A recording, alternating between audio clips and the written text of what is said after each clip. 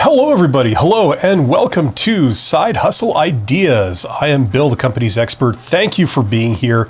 I want to thank my members, my Patreons, my super thanks donors, and all you participants for being here, especially people that get in the chat and let me know what they're wondering about and what they're struggling with. And I will be happy to respond because this is a Q&A about side hustles, entrepreneurship, business, and all that kind of stuff, which is an alternative to working as an employee. For some people, this is the right way to go. I was one of those people that discovered that many years ago, over 10 years ago, and I think it's wonderful. I think it's very empowering. So that's what we're here to talk about. The title of today's episode is What Most Entrepreneurs Get Wrong. And this is episode 50, by the way, of Side Hustle Ideas. So we've made it to 50 episodes for what that's worth. So thank you to the people that have been here consistently and have directly or indirectly sent me the message that this is something I should do because there's a demand for it.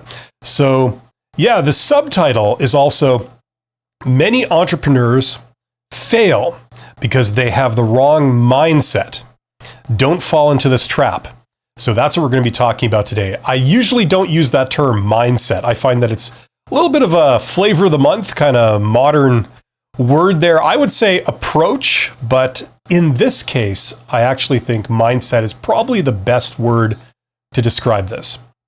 Okay, so if you are interested in learning how to make money on the side in a side hustle, or you're just interested in learning the practical aspects of business, how to make money without going through an intermediary, like an employer, that stands between you and the ability to turn your value into cold, hard cash, you've come to the right place. So as I say, get in the chat and let me know what you're wondering about.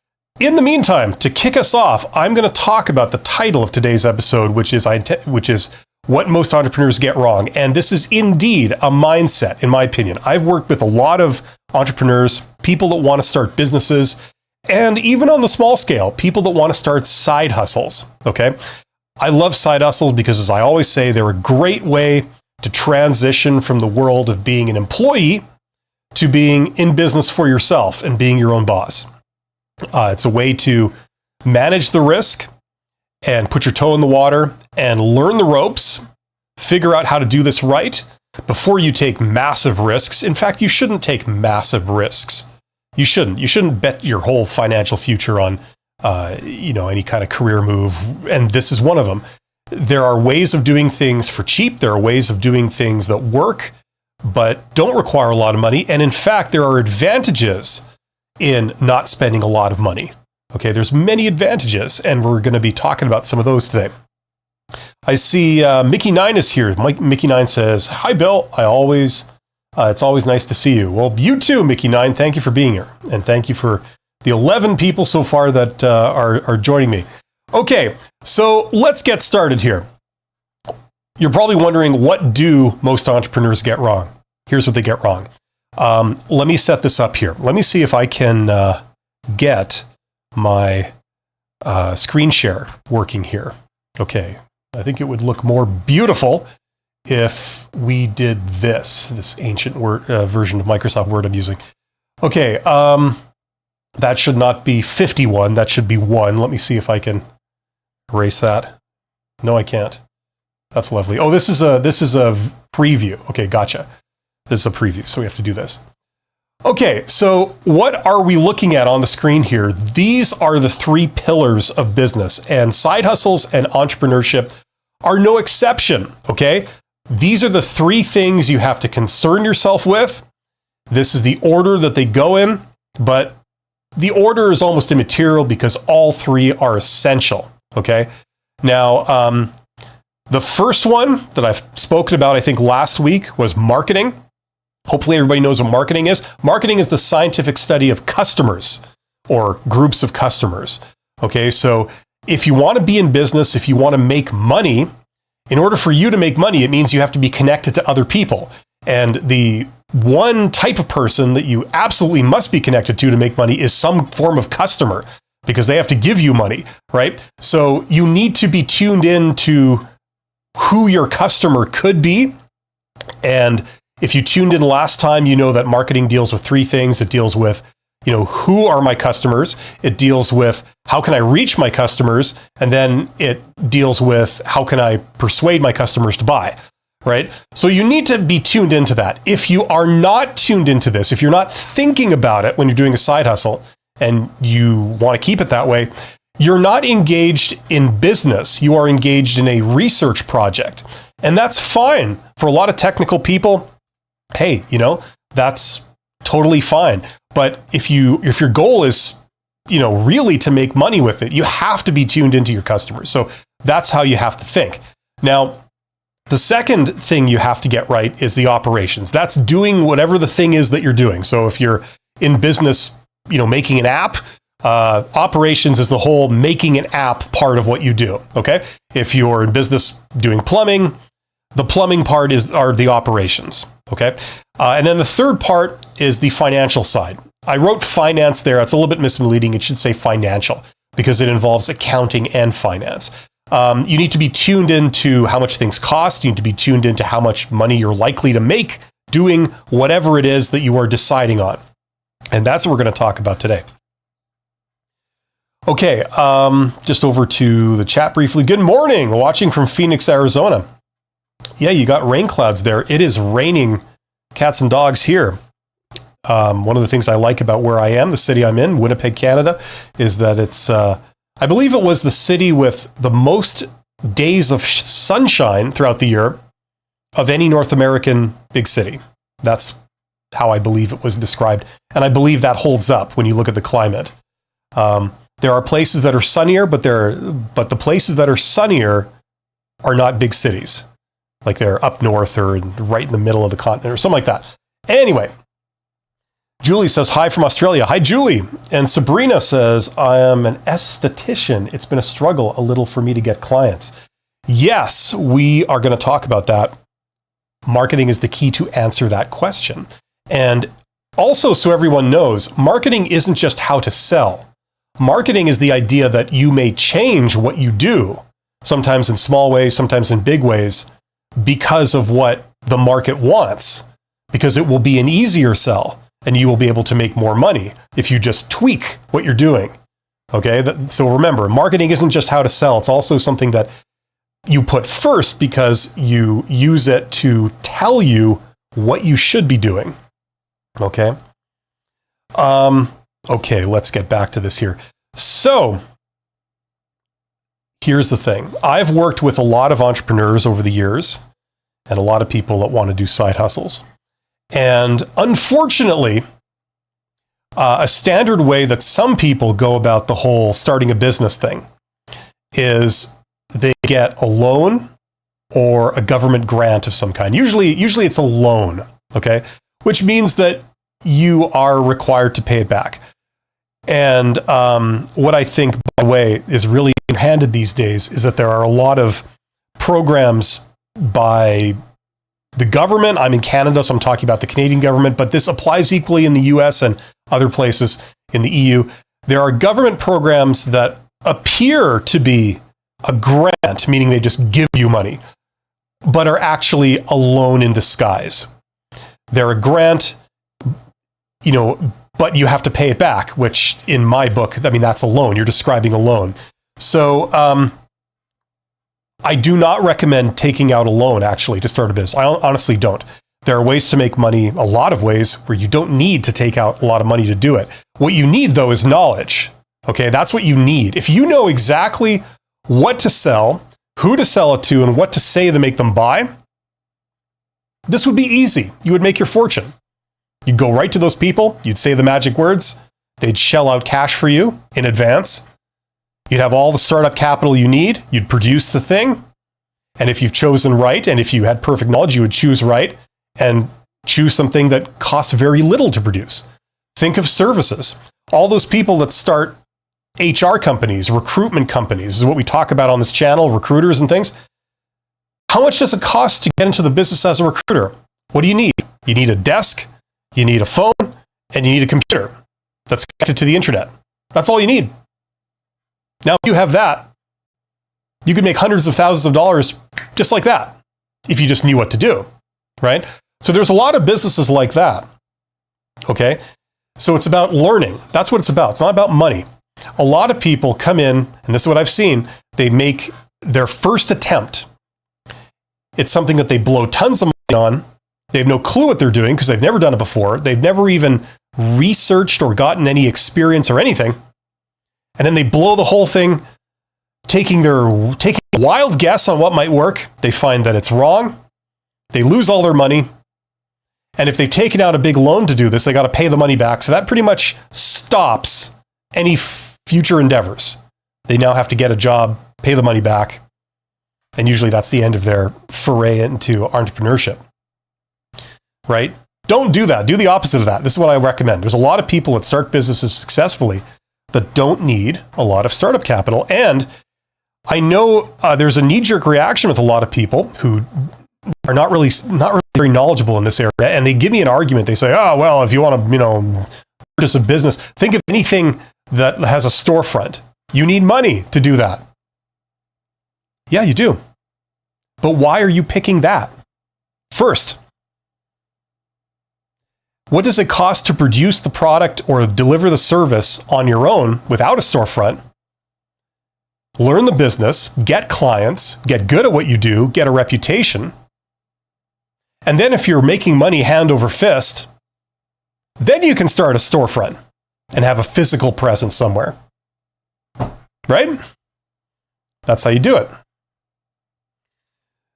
Okay, so the mindset that a lot of entrepreneurs have is to do with money. Okay? And they don't think cheap. This is what kills the vast majority of entrepreneurship and side hustle endeavors I've seen. People blow lots of money. They make a mistake, and that's it. They're done. They have no more fuel left in the tank to be able to continue. They have no more financial reserves. And what they've done was just a wild stab in the dark, just hoping it would work. Now, if you get a hole in one, great. But what happens most of the time, and we're talking like 97% of the time at least, is that people don't get a hole in one on their first attempt, right? I'm sorry to say. It's a learning experience. And there you go. Wow, I silenced all the comments that were coming in. No, there's 14 of you guys here. Thank you for being here. As I said, this is a Q&A really, so if you have any questions, you're wondering about something, or you're struggling with something, let me know, and I'll certainly speak to that. Okay, so we talked about the 3 pillars of business, right? Marketing, operations, and finance. You have to be paying attention to all 3. And today we're going to be talking mainly about sort of the third one, the financial aspect. Okay? There's a couple of principles that are very easy to understand, very simple and very practical. But in my experience, for some reason, not a lot of people realize these. The first one is that you just got to be cheap. Okay? If you're starting a side hustle or a business, what really helps in the beginning, before you have money coming in, before you are revenue positive, it's to be cheap. And what I mean is don't cheap out. Don't just buy low quality things that suck. What I mean is think, is there a cheaper alternative? Okay. For example, very obvious, simple thing is think, instead of buying this outright, can I borrow it? Can I rent it? Is there someone that I know, or, they might just lend me that if I ask nicely? In the beginning, if you're just testing an idea to see if, this is the way to go, that's usually the best way to do things. So principle number 1, try and think of a legitimate, cheaper way of doing things. I've seen a lot of people that they're startup founders and they get grants, which is really a loan. And the first thing they do is they blow it on completely unnecessary things. I saw one case several years ago. I don't even remember the company name because they didn't last long.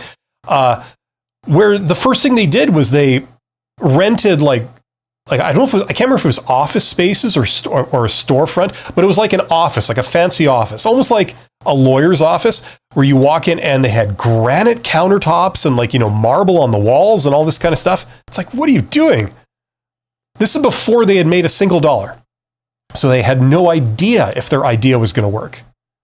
And that's what they chose to spend their money on. They got like $50,000 government loan / grant. It's a I don't know what they call it. They called them all different things, but basically they required you to sign a personal guarantee where you had to pay back 75% of the grant, regardless of what happened, right? So they didn't care if you succeeded or not. It's like, here's some money, but you're going to pay it back. It's a form of like just selling loans to people. And I think it's underhanded, but they blew it all on stupid stuff like that. People that get websites and, they hire lawyers and accountants, like all these people you don't need before you've made a dollar, right? They patent all their ideas, before there's any indication that anyone besides you considers it valuable, right? And then they run out of money and they die and it's over. And I mean die in a figurative sense. Hopefully you don't die in a literal sense. But yeah, so first principle, okay, think cheap. The second thing you can do is think, with a little bit of brains, can I figure out, is there an alternative to buying this or to needing it? I'm just assuming I need this thing. A lot of times, if you just apply some thought, you can find a way to eliminate the need for something rather than just the brute force method, which is just to throw money at and buy it, right? Throw money at something, right? A lot of times people just assume, oh, we're going to need this. And they never question that because that's just a preconceived notion they have. Now, it's not always possible to do this, of course, but in a lot of situations you can. So that's the other mindset you need to have. Rather than thinking, how can I pay for this? Or how can I obtain it? Think, is there a way to eliminate the need for it? Okay? Now, those two things will get you very far. Try to be cheap. Don't spend money on things that you don't need to spend money on. And can you eliminate the need for something rather than having to spend money on something? Okay? Now, there's one final thing I want to say on this topic of the title, which is what most entrepreneurs get wrong. Okay? Usually, in my experience, people don't have the mindset that I'm describing, this cheap sort of let's eliminate the need for something. People don't have that mindset because they don't know things like finance. They never went to school for things like finance. When you're running a business or when you're a manager, you might not be running a business, but you're responsible for a part of the business. There's a concept in business called capital budgeting. It's something you learn when you take a finance course or something. And it's very simple. It's basically the idea that any kind of improvement you make, like let's say you have to buy a new tool. Like, for example, let's say I want to start a business and I realize, okay, I'm going to need a new printer. That little printer, that can't handle the volume that I'm expecting to do. I need to go out and buy like a big, giant industrial printer, right? Well, the idea of capital budgeting is that that's an example of a decision. Should I buy a printer or not? And every decision is usually meant to improve the business in some way. You could call it a project, you could call it whatever, but it's something you have to purchase. Now, the question is it justified shelling out money for a bigger one of these? Okay, that's the big question that you would have to make as someone that's running that business operation. Now, how do you make that decision? Well, usually, whether this is the entire way you think or it's just kind of in the background, is the idea of capital budgeting. That is that, okay, if this costs, let's say, I don't know, a big version of this might cost, I don't know, $1,000, okay? How am I going to make more than $1,000 by the fact that I got a bigger version of that? It has to pay for itself. Directly or indirectly, it has to actually pay for itself. If I can't make more than $1,000 by spending $1,000 on that upgrade, then that doesn't make any sense to do. Right? Now, business is complicated. Business gets messy. It isn't always possible to do that for every little thing. You can't think like an accountant and be an entrepreneur all the time. It just doesn't work. But that is a very important concept. If you are not tuned into that at all, you end up spending money on all kinds of things that don't pay back, right? The question is, how will investing in that help my business make more than $1,000 back? If that costs $1,000, I have to make $1,000 plus the interest and the cost of the time and effort and all that. So just more than $1,000. Usually double. That's a good way to think about it. So if I can make $2,000 at least by upgrading that, then it makes sense to spend $1,000 on upgrading that. There you go. That's how you have to think about a lot of expenditure.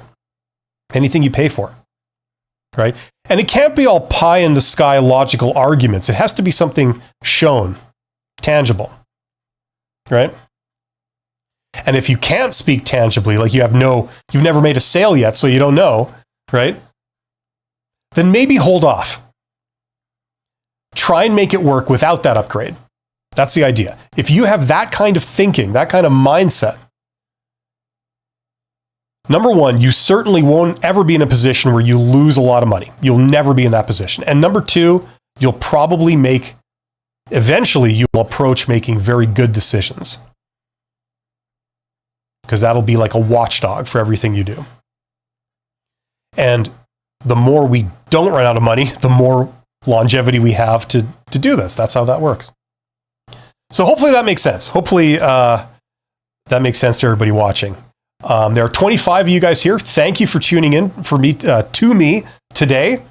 It's a miserable day where I am.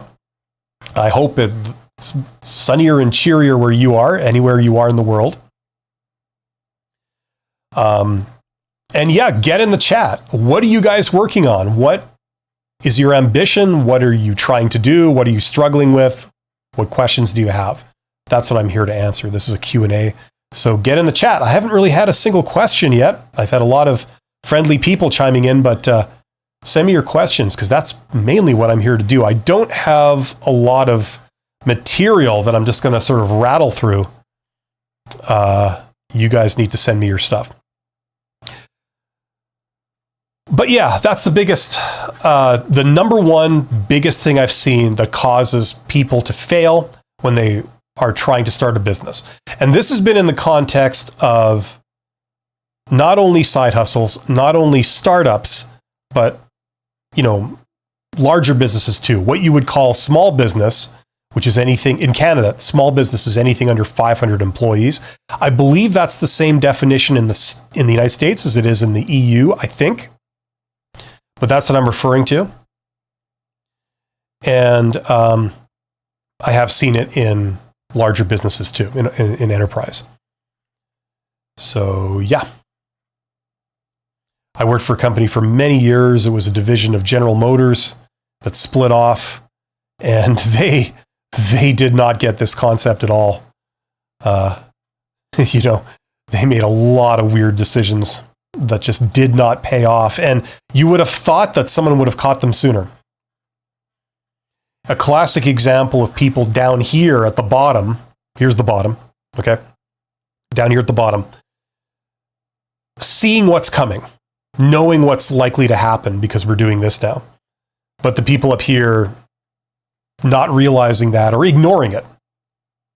And then the venture fails because of exactly the same reason that the people down here foresaw and tried to warn and were ignored. A classic example. That's a very common occurrence. And that's something that they study quite a bit in management. How can you get the information from down here to kind of percolate up so that it can be incorporated into the decisions made up here? Very hard to do. It sounds very simple, but it's very hard to do. Because there's a lot of noise coming from down here. Everybody's got an opinion on everything, and not all of them are really accurate or really tuned in. So how do you filter out the good stuff from the bad stuff? Very hard. But there are ways. Yeah.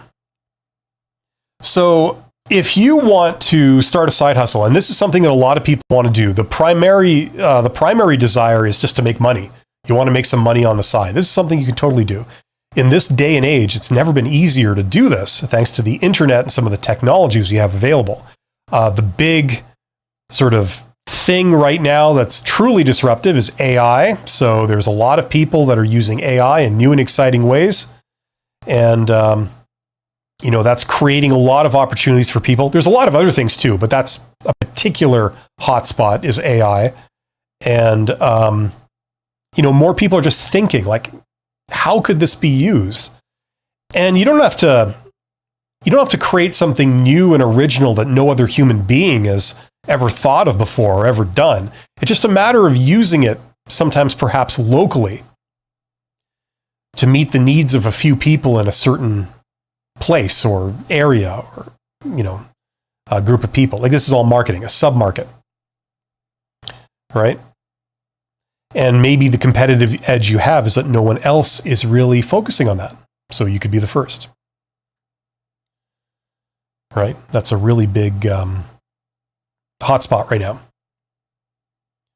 But a lot of opportunity, anything you do with services, or not anything, but a lot of things you could do with services, they don't require a lot of money to be spent to start it up.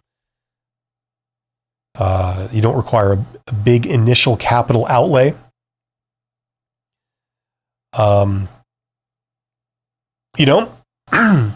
Okay, so finally, we've got a question here.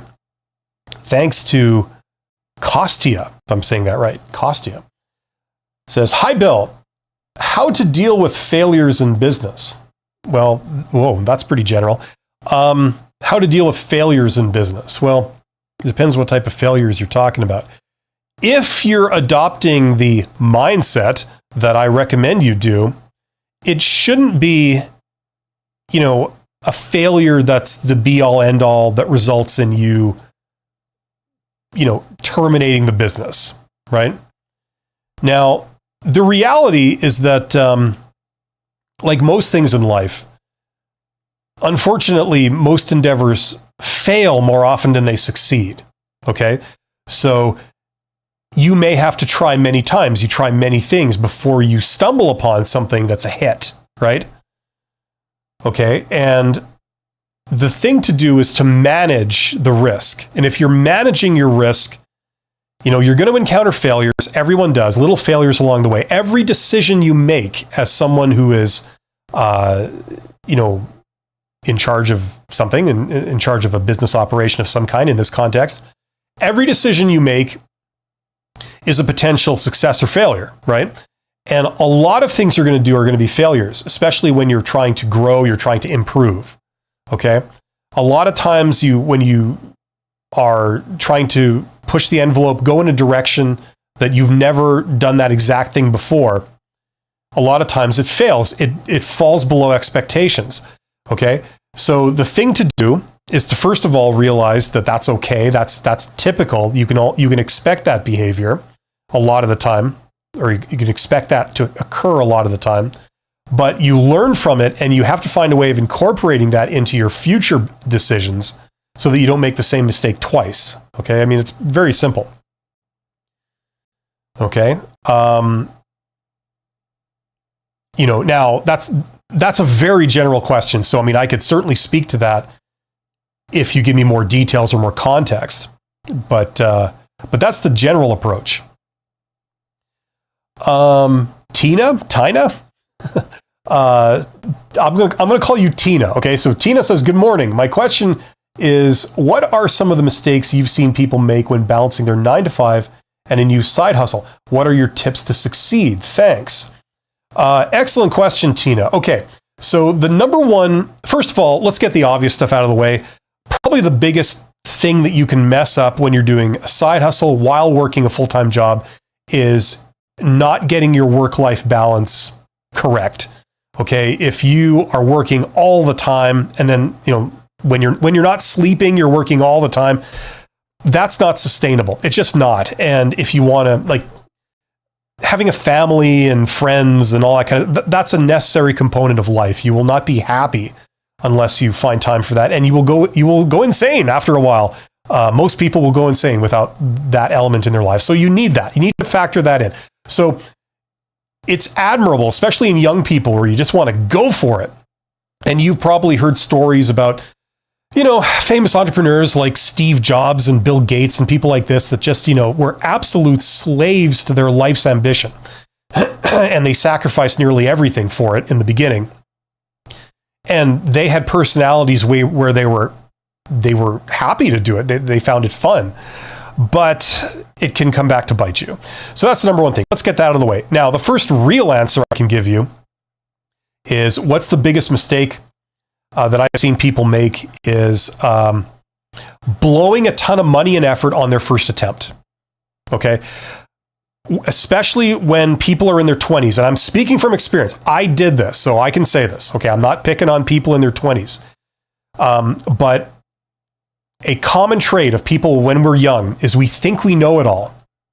And we feel indestructible. And so where that can come out sideways is we just think, oh yeah, I've got this vision and this is what I'm going to do, and I'm going to do this, and then it's going to just be a massive success, right?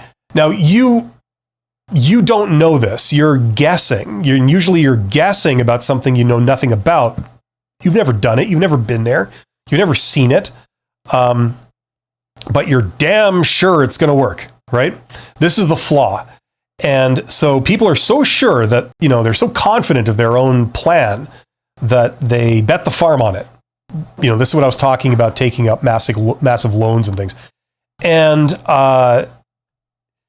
they take a long time to get it off the ground. They take a lot of resources to do it. And then they launch and you hear crickets because they're missing something.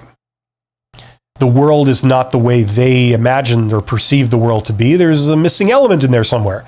And that's the reason why it fails. And because of that, they're done.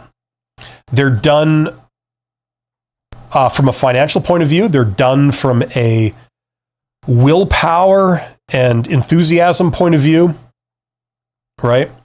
So you got to realize that you may be great. You may have a talent or a skill. Most people do. Most people have value, a lot of value. There's something you can do that's awesome. And that's great. You could do that. If you do that for your day job, great. If you do it for outside of work, you could call that a hobby. You do it to impress people. You do it to feel good about yourself. It's a hobby. But the moment you want to try and make money with it, it's a business. And in order to be in business, you have to understand business. Business is different from doing a hobby. Making money for something is not the same as doing it for fun. Now, you may find fun when you see money, in the fact that you see money rolling in, right? But it's business. And a lot of times people are great at their thing, their hobby, but they don't know anything about business. And that's what trips them up. And that's why they make these rookie mistakes, like charging in and betting the farm. Don't do that. It's an iterative process. You got to learn. It's a journey to learn. You got to learn everything there is to know about your hobby, so you're awesome at it even more. You got to learn everything there is to know about selling it, about who are the people that would buy it, why they buy it, how much they would pay for it, what they think of it, what they look for. You got to learn all of that. Where are these people? That's the journey you're on. And a lot of people don't realize that, and that's the mistake they make. Milan says, is there some expense that is guaranteed lost investment, but is fully justifiable from the business point of view? Well, by definition, if it's a lost investment, then it's not justifiable. Okay. For example, what's the investment in you taking a course? Where is the cash flow coming that's going to make that money back for you? Well, it's intangible, right? But the idea is that if you take something intelligent that you're going to apply that's going to help you to make money in the future, and the specifics of this, all the money you make in the future, you can count as a cash flow that was generated by that course. Okay? Or there's going to be a premium. Let's say you start making money because you start a business. Well, maybe my business succeeded after 2 years.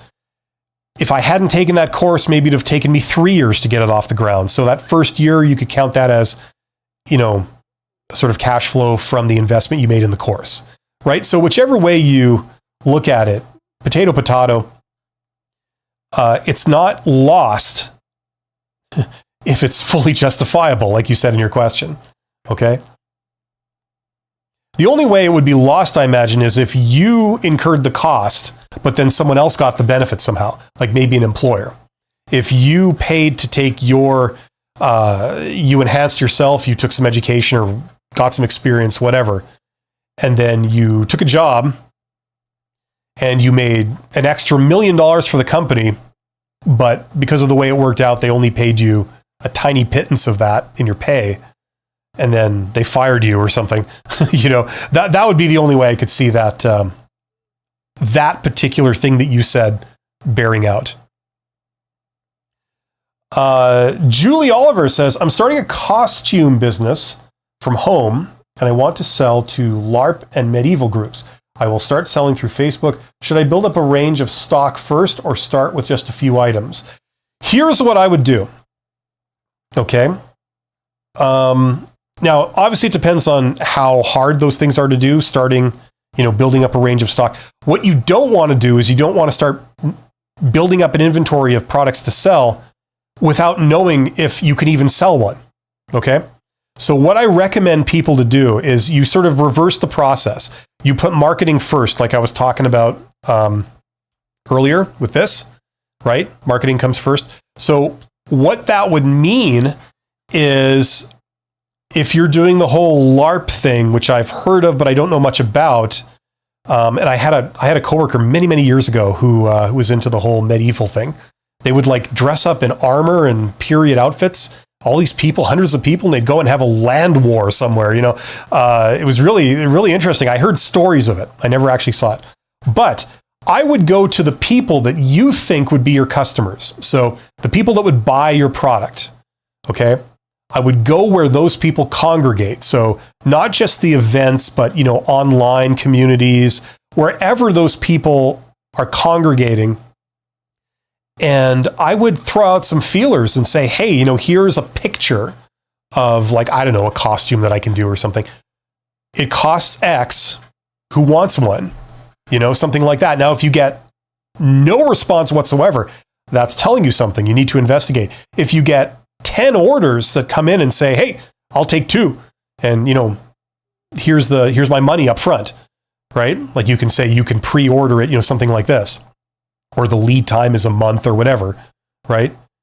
I would do that first. Now, there's 2 advantages. Number one, it ensures that what work you do making costumes or making a product or whatever you're doing is not wasted because you have a customer lined up for this, okay? And number 2, if you say okay, who wants one? Who wants to buy one before you've even created one? What that does is that if people want it, you get money up front, which is your capital that you need to spend on, materials and things like that, right? To help you actually produce the product. So you need a lot less money to actually do this, the startup capital. Okay. So I would use that approach. Now, if you throw this out there, you put out your thing, I can produce this costume for you, and you put it up in a variety of places and through a variety of channels. Like maybe you try it online, nothing really comes of that, but maybe you go to an event and, you have a prototype or something, and, you say, you have a booth or you have a presence there, and you maybe you could sell them in person. I don't know, there's different channels you can go over to reach your customers, right? Maybe another one would be word of mouth. Maybe another one would be, advertising. There's different channels. So you've got to try this first, see where the demand is, see what people are thinking, what their reaction is, what they're wanting, what they're needing, and I don't mean in a general sense. I mean they will buy it for $150 because they have just bought it for $150. You can't argue with that. It's not a matter of opinion, it's fact, right? Prove it. Remember that. Prove it. Then it's justified spending money, time, and effort doing something. If you don't do this work first, if you don't preload all this, you risk what happens more often than success, which is you guess wrong, it doesn't quite work out like you predicted, you can't sell the thing you wanted to sell, and your effort in creating that product was wasted. Okay. I would start with, like, if you're going to build anything, I would start with like the minimum you need to show off what you're going to do. Some businesses, you have to show what you have. People won't buy it unless they can see it. Other businesses, you don't have to see it. You could just see an artist's depiction of it or hear about it, and that's enough to get people to buy. I don't know how the costume business works, but if they do need to see it, if they do need to touch it in order to want to buy it, then create the bare minimum of what you would need to do that. Start with one product, take your best guess, make the minimum thing you need to show it off to buy, and try it. See if it works. And if nobody buys, go back to the drawing board, try a different variation. That's what I would do. Hopefully that makes sense. Vic says, hi, from the previous live session. Right on. Right on. We got repeat customers here. I remember you mentioned you studied finance. What do you think about the value of a CFA designation? Is it useful for entrepreneurs? Okay, CFA, so Chartered Financial Accountant. You see, the problem with talking to people in different countries is that, you know, the acronyms change and the recognized qualifications change depending what country you're in, right? So I'm assuming that's Certified Financial Accountant. Look, I'm going to be upfront here and pretty obvious. I have a little bit of a bias against accountant types because accountants, by their very nature, the nature of accounting, you tend to view everything as a cost. Okay? Now, if you talk to a marketing person or a salesperson, they tend to view everything as an opportunity. Now, what's the reality? The reality is neither of those are true. It's somewhere in the middle, and there's other ways of looking at things besides. If you talk to a lawyer, they tend to view everything as a liability, right? You know, and a liability, you might get sued. You know what I mean? So there's many different perspectives.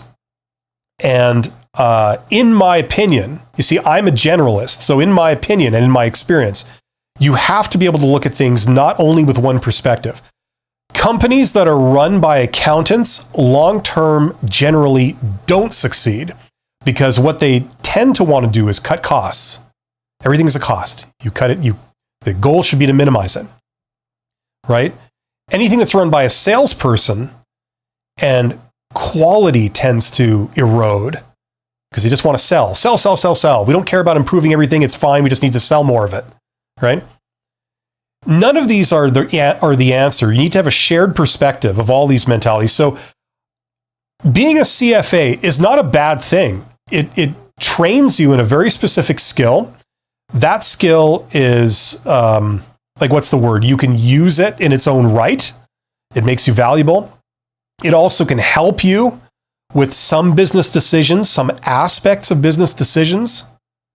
But you need more than just a CFA to be an entrepreneur. That's what I'll say.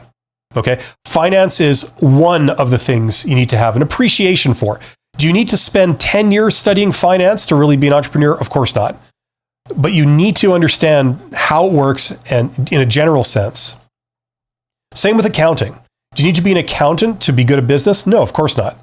But you need to have an understanding of at least the generalities of accounting. Right? Now, if you have the sort of finance and accounting side down, I would try and round off your skills. If you want to be an entrepreneur, I would try and round off your skills by learning the marketing side, which is kind of the polar opposite. You know, operations is its own thing too. Operations tends to, they're very technical people. They tend to care about the technicalities of something. They tend to trivialize and ignore the financial side. They tend to trivialize and ignore the marketing side, right? The reality is you need all three of these equally, and then a few other things too. Okay, so it's not useless. It's good that, you know, a CFA is valuable, but I don't know how much work goes into a CFA, at least in what you're referring to, what country you might be in, what program you're talking about. Is this like a 4-year program, or is it like, you know, a sort of 6-month certificate course? I'm not sure. 6 months might be good, you know, or read a really good book on it. So you have that, and then you understand the financial side. But is it absolutely essential to be an entrepreneur? No. Now, of course, if you're going to go into business, you're an accountant and you open your own business, of course it's useful, right? But in a general sense, it's good, but it's not the be all end all. You're welcome, Julie. Hopefully that was helpful. Yeah, see, a lot, like in my experience, there's two types of entrepreneurs. There's the technical types of people, right? That they're good at a certain thing. Either, the cliched example would be someone who writes code. They're a developer. So they work, for a software company, they write code or they debug it, they do testing, whatever. But they feel, I could write an app that's a game or something like that. I can make my fortune, right? So they have the technical skills. What they don't have is experience selling something that you create, right? So that's their weak spot. That's where you would have to really learn all of that, right? And it's not always stuff you learn from books. What can really help is being immersed into that world. So if you get a job, maybe not even a job you care about a lot, but it puts you on the inside of that business. Say you get, if you work for a software company, if the company is small enough, maybe you have the opportunity to see how they do the sales side and the marketing side of the software business, right? And if you want to go in business doing something similar to what the company does, albeit on a small scale, maybe you can learn a lot by being on the inside of that company and kind of just observing what they do and, who are their customers? How do they sell it? Right? You're never going to know 100% of it, but you can know a lot of it. Right? That can be a way to get this information. The other type of entrepreneur are the salespeople. They see an opportunity, they go, I can sell that, but they don't have the technical skills. That's where they're lacking. They can't create the product or service itself. They can sell it. They understand the need for it. They can maybe dress it up so that it's appealing to a target market, but they can't actually produce the product or service themselves. That's there. Now, in a perfect world, if you could get two people, one of each, and team them up, your odds would be very good. In reality, it's very, very hard to do that because people usually don't get along, especially these two types of people. They do not see eye to eye. So in my opinion, it requires a bit of maturity. It requires one of those two people. You start with one of them, and then they develop a respect and an awareness for the gaps in their knowledge. They don't just think it's all crap and it's all, I'll just pay someone to do that. And they actually realize they have to learn it themselves.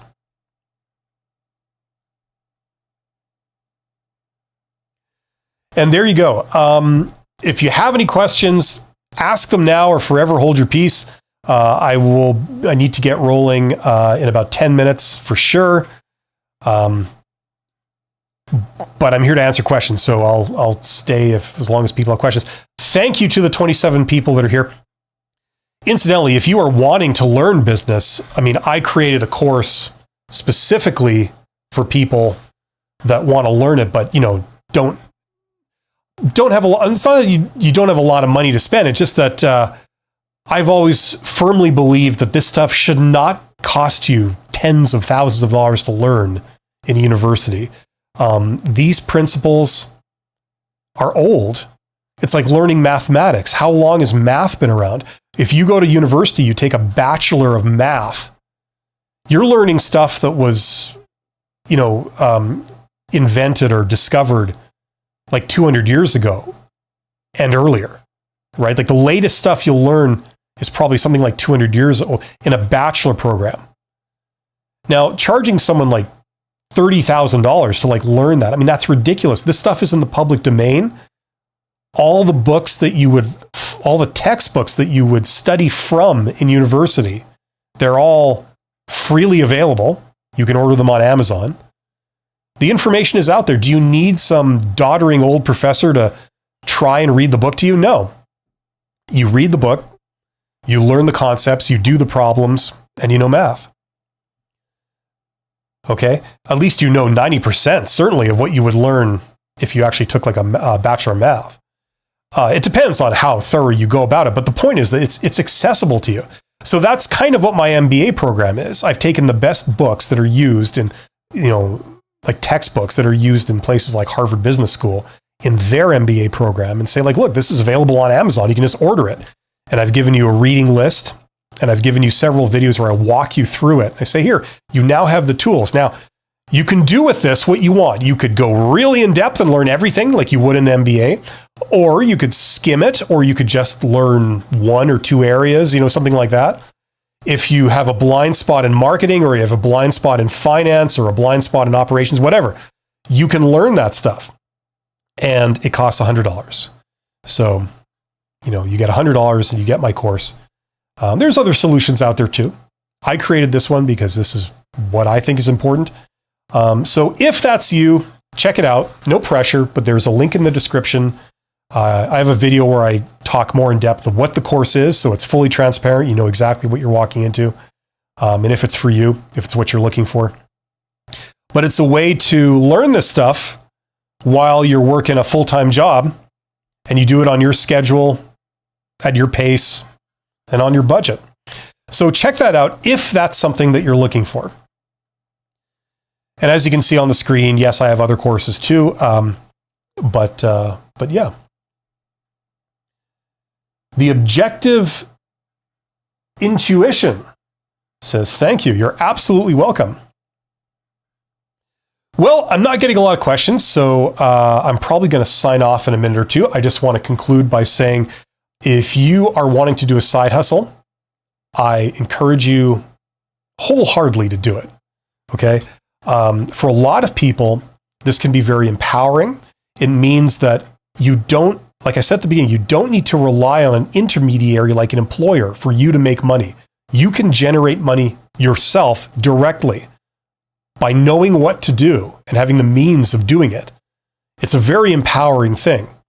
Now, side hustles are a great way if you want to transition into the world of being your own boss, being an entrepreneur, being able to generate money. Okay?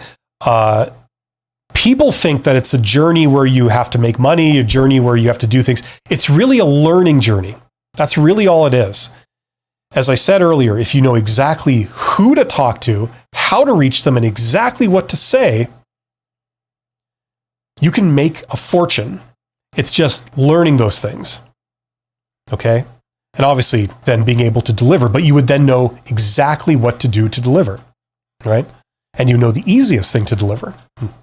So this is the journey you're on. And the sooner you start learning, it really is an exercise in investing in yourself. So I wholeheartedly encourage you to get into this if this is something that appeals to you.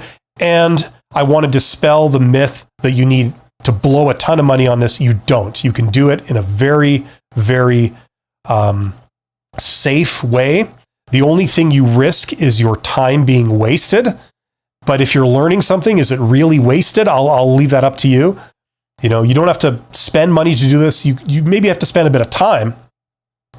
But even if, like, let's say worst case scenario, even if you start something and it doesn't work, you now know so much more about how business works, about what's important to customers and what generates value for people. That will make you more valuable directly or indirectly as an employee. It's just a win-win scenario. So yeah, if this is something of interest to you, I encourage you to pursue it. Don't just listen to me, listen to a variety of sources, get your information from a variety of sources, and try things. Try cheap, easy things you can do. Get on the internet, start posting things, start, interacting with potential customers for whatever it is that you want to do, and learn. Start putting it all together. It takes a little bit of bravery to start in the beginning, but what might fuel it is people turning on to what you're wanting to do and validating you by encouraging you or buying what you're selling. That's the greatest form of validation. Not only do they say, yes, I agree with what you're doing, I think it's good, but here's money, right? Here's, you're enriching yourself as a side benefit, to the validation. So good stuff. I will be here next week with another episode of Side Hustle Ideas. This was the 50th episode, so we're going to go to at least 51. And hopefully I'll see you again next week, same time, and we'll go from there. Thanks very much and take care.